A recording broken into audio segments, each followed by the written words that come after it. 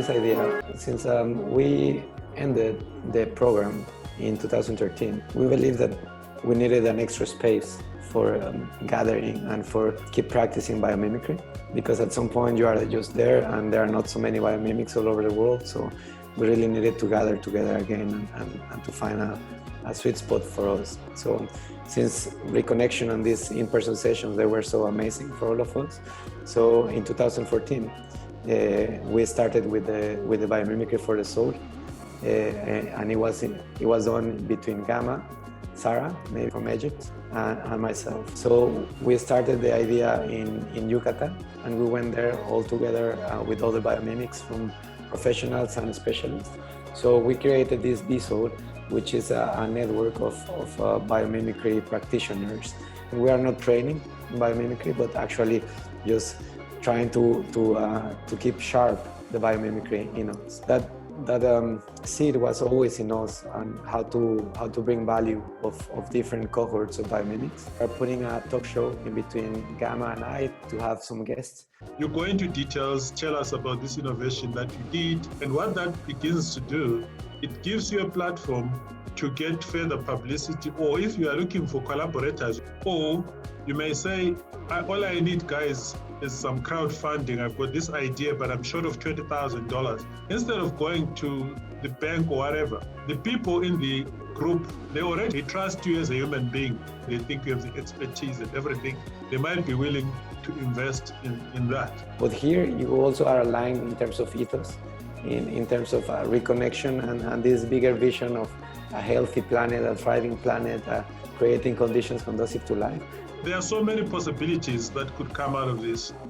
We cannot list all of them. Some of them will be even imagined things that we haven't thought about. But it's clear to us that what may look like an ordinary show might actually have so many spin-offs that could add so much value for the community. We're trying to really boost the ecosystem. In the hour that we're planning, will be tell us about your project, so get some showcasing your project, but also let's talk a little bit of biomimicry. So a specific favorite strategy that triggers your mind, or a specific term. So for example, in my case, I really love this idea on bioluminescence. We are global, this is a good timing, regeneration is there, and they need biomimics. And we need to learn faster to cross-pollinate. Even though that I was a nature lover, I didn't have the biology behind me.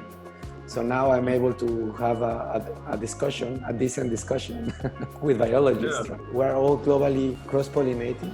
Another thing about biomimics, which I find fascinating, you have such a strong relationship even with people you don't know, you have never met, just because you know they are part of the biomimicry family.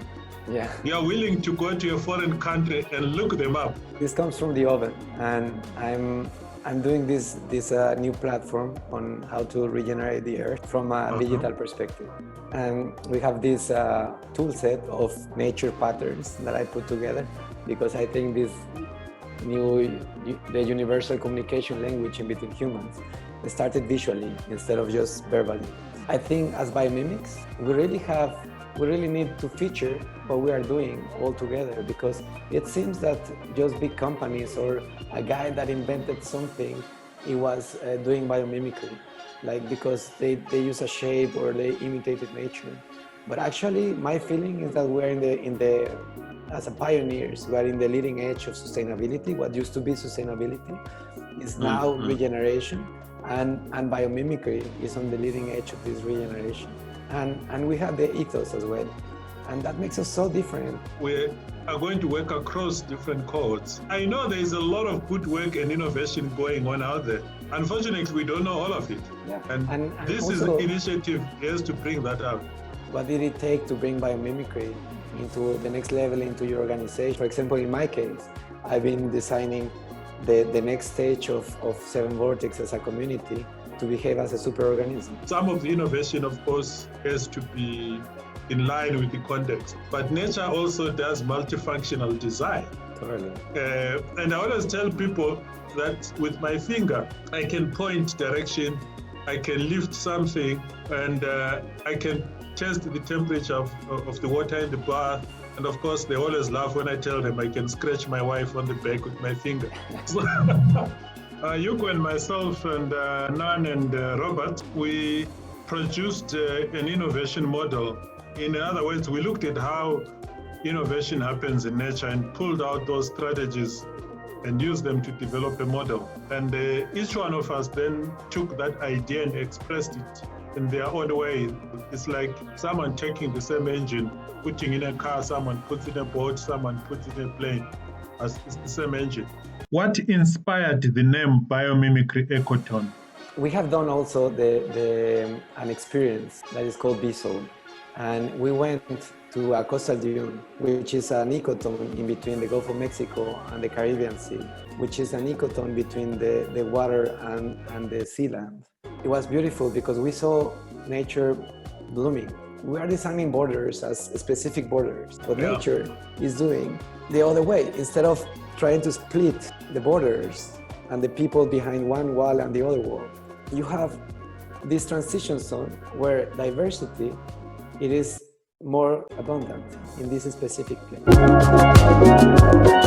The biggest fish in the world touched me with his tail, touched my arm. It was an incredible moment. It was like I live in the ocean with this thing.